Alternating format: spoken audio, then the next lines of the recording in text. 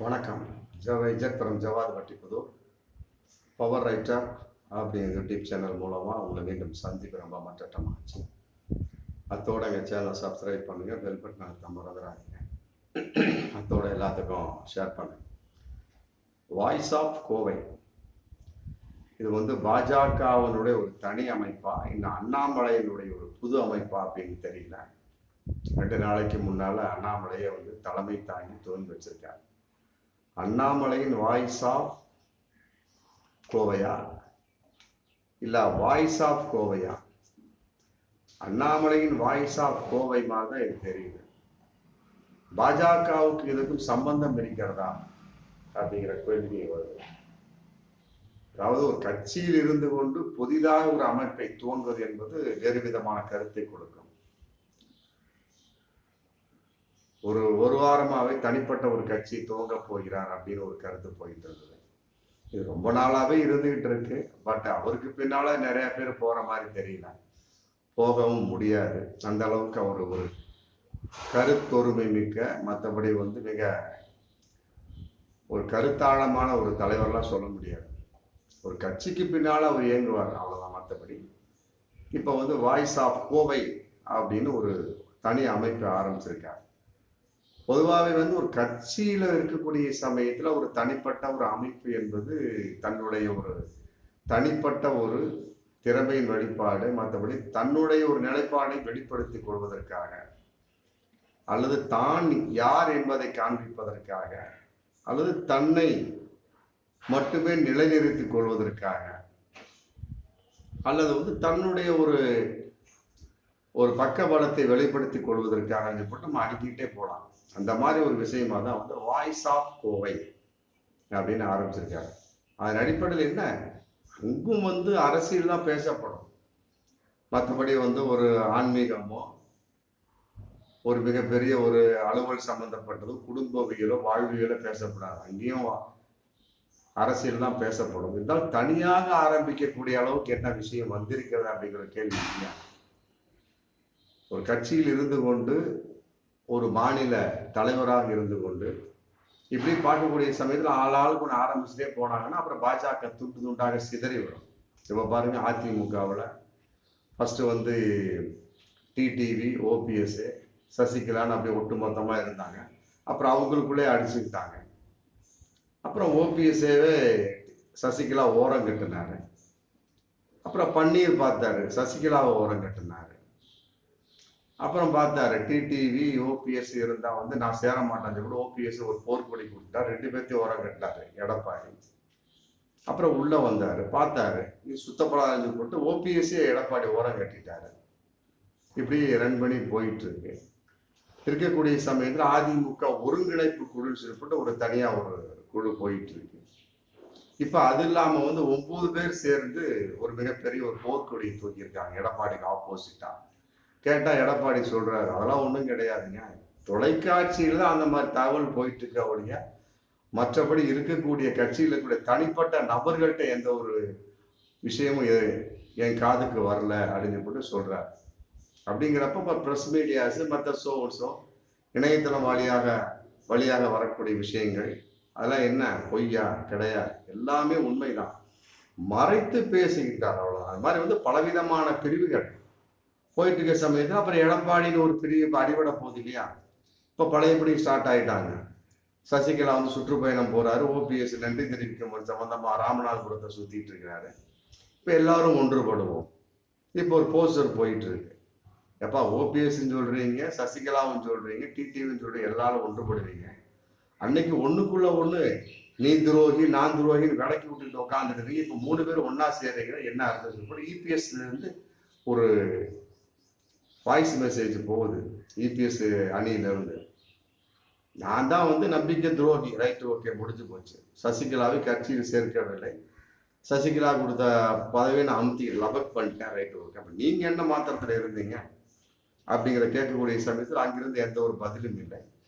ஆனா அவன் ஒன்று சேர்ப்போம், ஒன்று இணைவோம் அப்படின்னு போயிட்டு, அந்த மாதிரி தனிப்பட்ட ஒரு வாய்ஸ் ஆஃப் கோவை அப்படிங்கிறது எதன் அடிப்படை அப்படிங்கிறது இன்னும் தெளிவாக தெரியவில்லை. இருந்தாலுமே கூட நாம் கணிக்கக்கூடிய விஷயமா அதுவும் ஒரு வகையான அரசியல் பேசக்கூடிய விஷயம்தான்.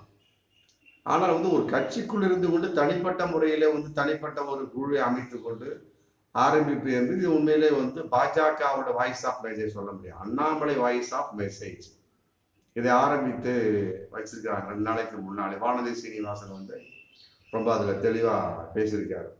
தனி கட்சி ஆரம்பிக்க போறதா சொன்னாங்க, எல்லாரும் பேசிட்டு இருந்தாங்க. இதுக்கு முற்றுப்புள்ளி இன்னைக்கு வாய்ஸ் ஆஃப் மெசேஜ் அப்படின்னு ஒரு இயக்கத்தை ஆரம்பிச்சிருக்கிறார் அப்படின்னு போட்டு அவர் பேசிட்டு கூட்டத்தில் பார்த்துட்டு எதிர்த்து போயிட்டார். பொதுவா வந்து கட்சிக்குள் இருந்து ஒரு அதிருப்தியான ஒரு நிலை இருக்கும் பட்சத்துல இந்த மாதிரி பல பிரிவுகள் ஏற்படும். பல கட்சியை நம்ம பார்த்துட்டு இருக்கோம். சில பேர் வந்து தனி கட்சியை ஸ்டார்ட் பண்ணுவான், இவர் வந்து ஒரு தனி அமைப்பு ஸ்டார்ட் பண்ணியிருக்காரு அவ்வளோ. மற்றபடி வந்து இவர்கிட்ட வந்து மிகப்பெரிய எல்லோருமே வந்து அதிருப்தியாளராக இல்லை அப்படிலாம் சொல்ல முடியாது. திருப்தியாளராக இருந்தவர்கள் இன்றைக்கு வந்து அதிருப்தியாளராக மாறிவிட்டார்கள் அப்படிங்கிற ஒரு பெரிய வெளிப்பாட்டின் ஒரு உருவம் தான் வந்து வாய்ஸ் ஆஃப் கோவை.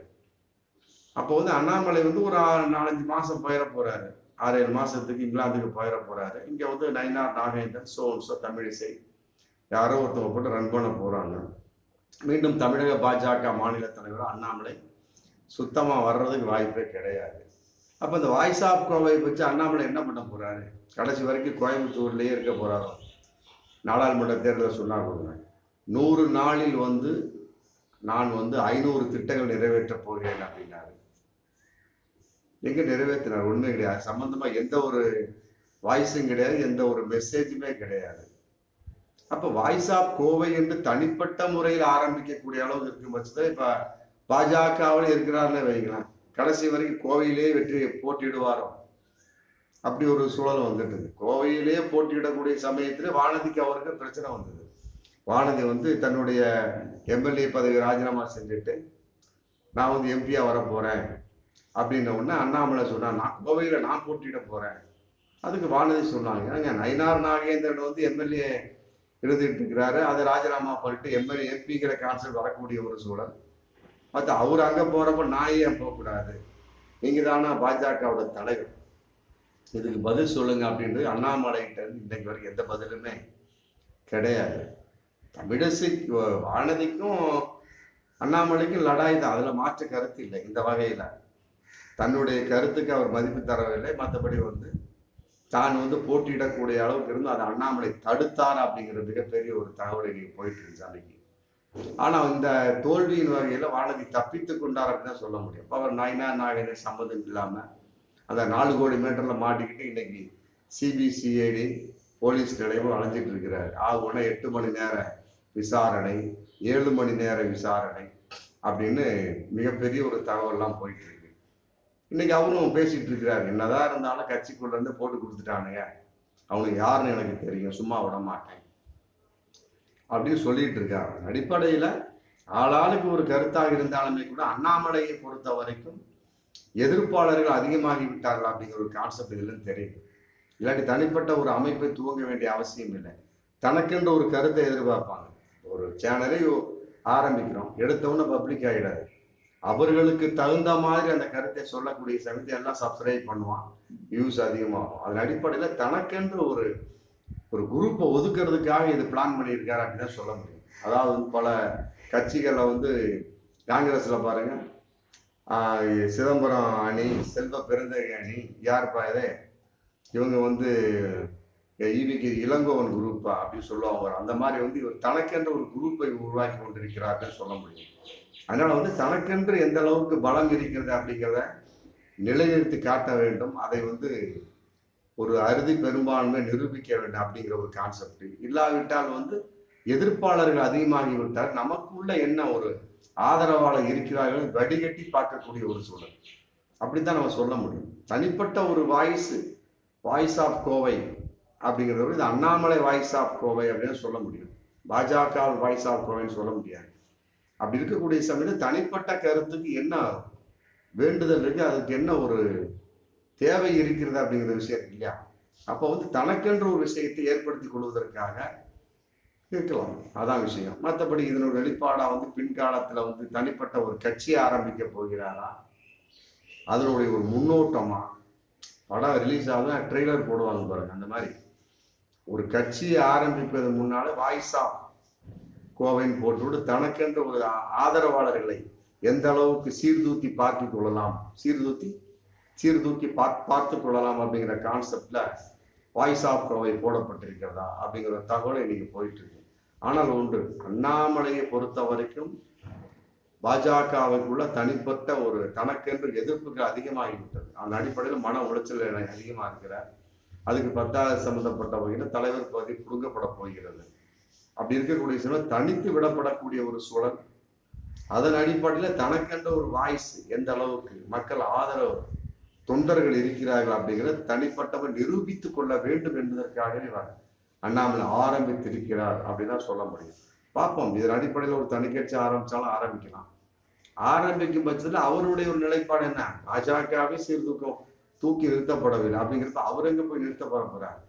அதெல்லாம் ஒன்றும் பண்ண முடியாது. வேண்டு கேட்டால் அவருடைய கொள்கையின் அடிப்பாடு வேறு விதமா பாசிசம் இல்லாமல் மற்றபடி சனாதன போக்கு இல்லாமல் இருந்தால் பரவாயில்ல. அங்கே ஊறி இருக்கிற மட்டை இங்கே அதே மட்டை தான் இங்கே ஊறும்.